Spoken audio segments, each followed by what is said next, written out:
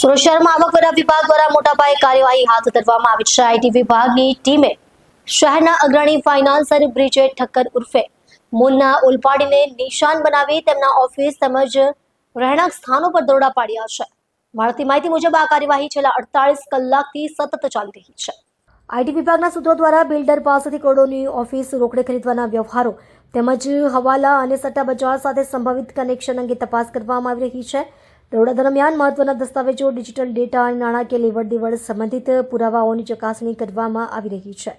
તપાસ કાર્યવાહી દરમિયાન આઈટી વિભાગની અનેક ટીમો અલગ અલગ સ્થળોએ તૈનાત રહી હતી। અધિકારીઓ દ્વારા કેશ ટ્રાન્ઝેક્શન, બેન્કિંગ વ્યવહારો અને રિયલ એસ્ટેટમાં થયેલા રોકાણોની વિગતવાર તપાસ હાથ ધરાઈ છે।